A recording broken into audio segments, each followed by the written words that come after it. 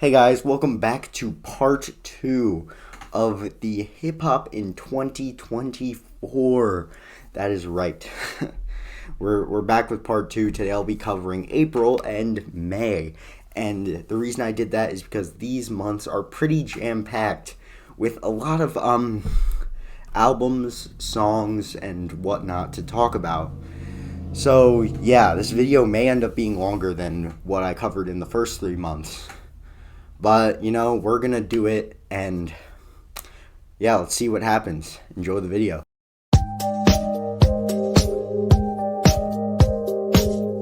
So, yeah, first we're going to talk about April and just what projects came out in April. And the first one I have to talk about is one of the worst projects I've ever heard in my life, and I actually just recently heard it to make this video. Young Genius by Lil Mabu.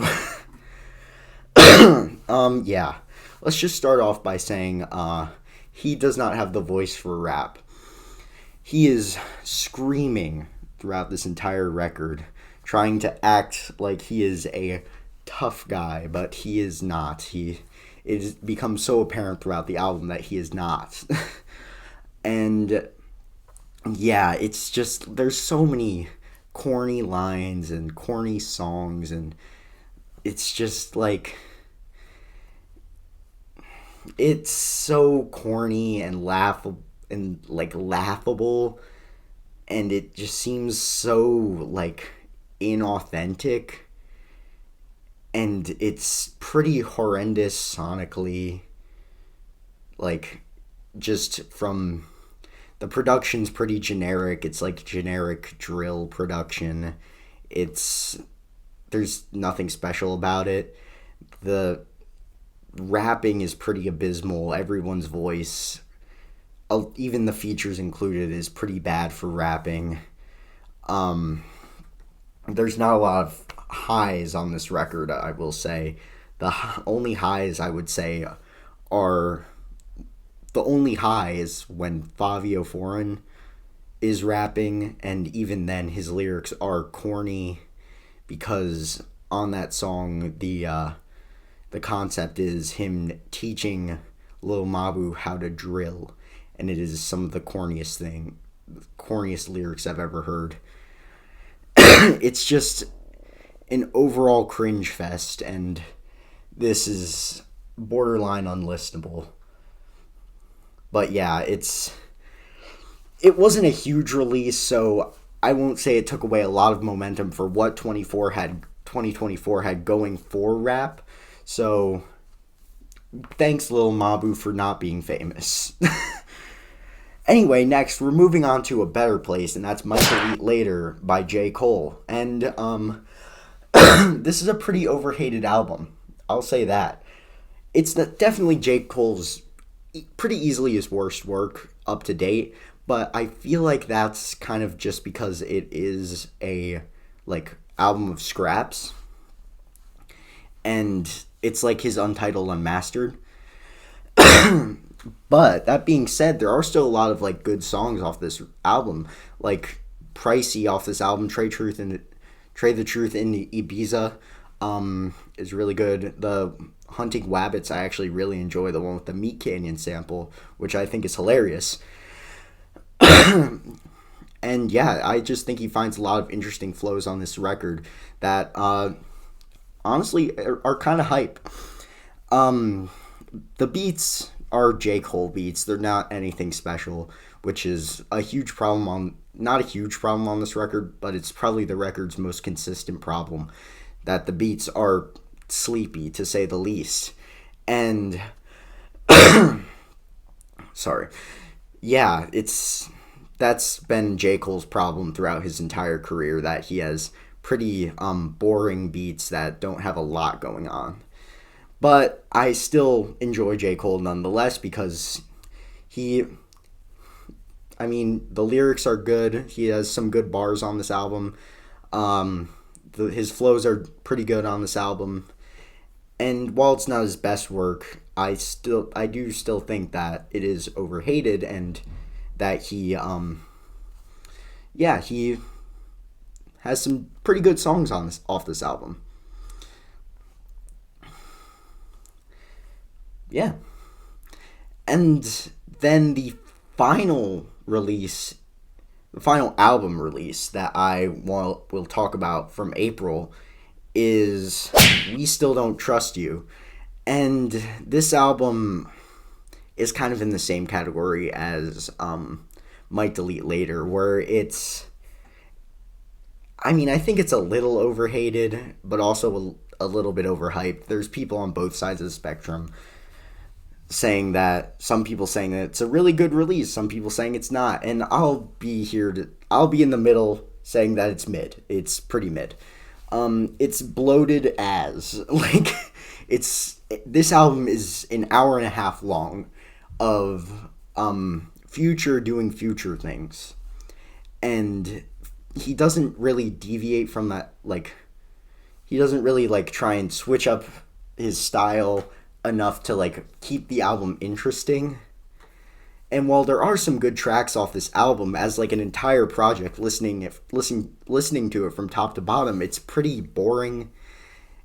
And the features on this album are a lot worse than what the first part was, which the first part was already pretty long, I believe. It was over an hour, and the first part wasn't like mind-blowing or anything incredible, and he followed it up with something that was less mind-blowing and less incredible and more longer. And it's just like, the production was Metro production, and I mean, the beats were good, but a lot of the features on the album were, like the J. Cole feature especially, I was expecting a lot more from, but it's just like, again, even like the beat was like sleepy. And yeah, it was just, it was just not as good as the first part, but there are some good tracks off of it. Like, yeah.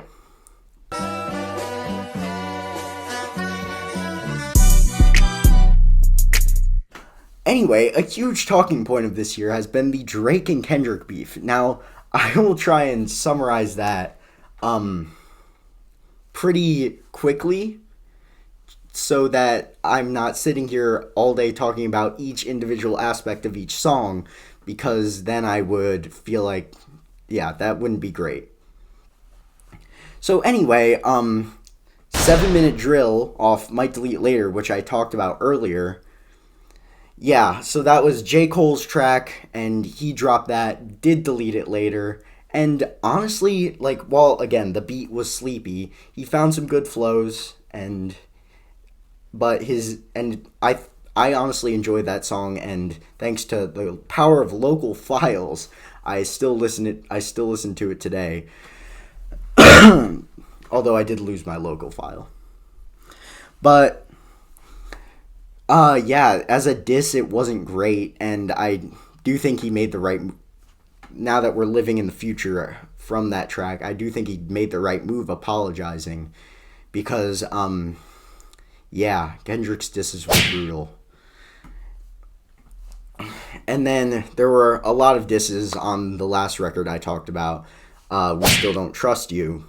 There was a diss from The Weeknd, a diss from Rocky, and yeah, on We Don't Trust You, there was some disses from Rick Ross, there were some disses from Future. So yeah, it was kind of like, after the release of We Still Don't Trust You, it was kind of like the whole industry is here to bully Drake and J. Cole by association. And I think J. Cole should have just stayed out of it from the beginning, because no one was really mad at J. Cole. They were just like, oh, you're with Drake. Like, no one really cared. That they were just kind of like taking shots at him for competition, because he was kind of like at the top. So yeah, it just wasn't really like a great move for J. Cole to like jump in this. But anyway, now we get to the main portion of the beef. And Drake's push-ups dropped a little bit after We Still Don't Trust You. And anyway, I'm just going to be talking about Drake's songs as a whole right now. And they're pretty good songs. I'm going to be completely honest. They're bangers. Besides two of them, which is Tailor Made and The Heart Part 6. Those two are abysmal and they suck. But his two main disses that are on streaming, Push Ups and Family Matters, both great songs. Push Ups, pretty decent diss. It's like kind of a generic just diss track. There's not a lot of like, it's just kind of like a Drake diss track, but it goes hard and when it's on, it's fire. So I'm not gonna fault him for that. And Family Matters is probably his best diss track. The beat switches are fire. A lot of memorable bars on here, and yeah, I feel like this is the one where he goes in the most. And had it not been for Meet the Grams, I feel like this could be a beef-winning diss. Like, that is the level that it's at. So I'm not going to fault him for that either. It's a great song. Like, unfortunately, he's going up against the GOAT, though. Like, but yeah, lyrically, I feel like Drake is there at, like, in terms of writing disses, he's there. Like, he has won beefs before against Meek Mill in the past, and he's also lost beefs. But I feel like in terms of diss writing, he's there with this with these two. And yeah, these songs I still listen to today, and they're great. But now we get to the great songs, the impeccable songs that came out this year, which are Kendrick's side of the beef. All 4 songs that Kendrick released are incredible. Like, first off, Euphoria, 7 minutes of just like pure hatred for Drake. It's an anthem of hate, and it's incredible. It's probably the song that I think probably my favorite song that's come out of the beef, the one that I go back to the most. And it goes so hard. Like, it's a decently long song, but it's like it keeps you entertained the entire way through, and the disses on it are so good. It has so many memorable lines. It's so good. Then we move on to 616 in LA, which is a new style for a diss. Like the beat is like, it's a lot more tame, and it serves as more of the works cited to what was Meet the Grams and Not Like Us, because basically he's saying that there are leaks in the OVO operation. But it does go hard, and I enjoy it a lot. And I listen to it still today. Like, that's going to be a theme throughout this entire beef. Yeah, but I still listen to it today, and it hasn't fallen out of the rotation. And then we get two of the biggest, like, moments of the beef, which are Meet the Grams, which he dropped 20 minutes after Family Matters. I don't know. I wasn't awake then because I value my sleep, and I didn't know he was dropping. But yeah, and then Not Like Us, which was one of the few songs that I actually did listen to almost as it came out. But yeah, these two, Meet the Grams is the red button here. Like, Meet the Grams has gone farther than any other diss in history. And I think there's no coming back from that. Like, after Meet the Grams, Drake couldn't, like, he couldn't. Like, as a song, it's not fun to listen to. Although I still do listen to it, and when it comes up on the shuffle, I do want to listen to it. But it's not, like, a banger. And then Not Like Us is a banger. It's like him repackaging what he said on Meet the Grams so that he can send it out to the mainstream and have everyone, like, dancing on his grave, essentially. And it's downright vile. Like, and I think now that the beef is essentially over, like we've gotten the Heart Part 6, which is an atrocious song, we can firmly say that Kendrick won simply because he's doing better now than Drake at everything.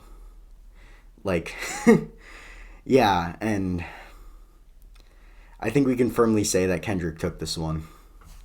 Also, one more song I forgot to talk about. I think everyone forgot about this, but Rick Ross was involved for a minute.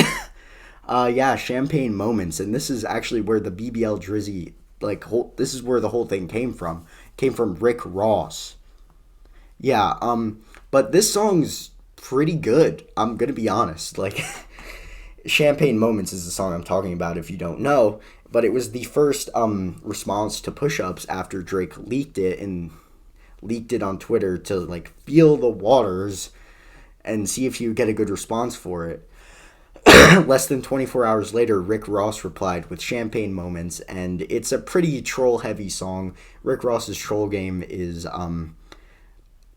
it's it's on like and this song's hilarious. I mean, yeah, and his rapping's great, his disses are great, and it's just a funny song. That's all I gotta say about it. It's hilarious.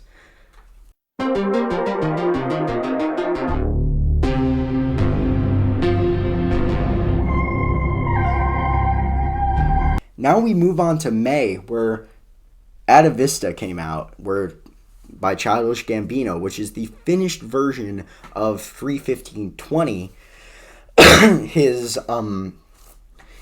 album of like unfinished like songs that he finished and titled Atavista.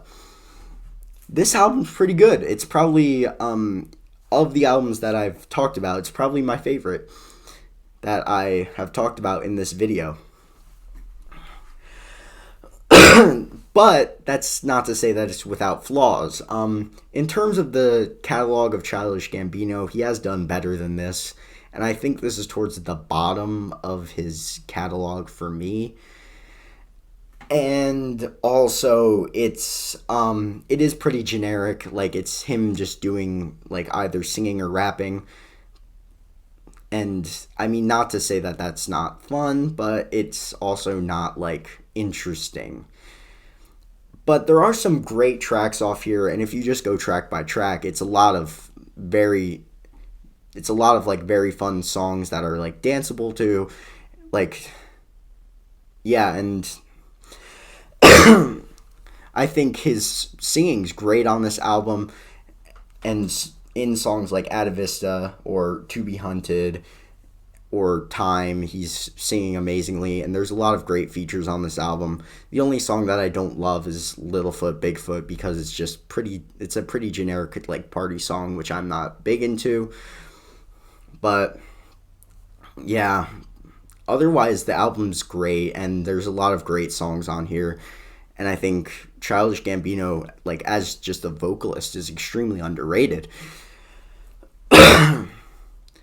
But yeah, that was pretty much May for me.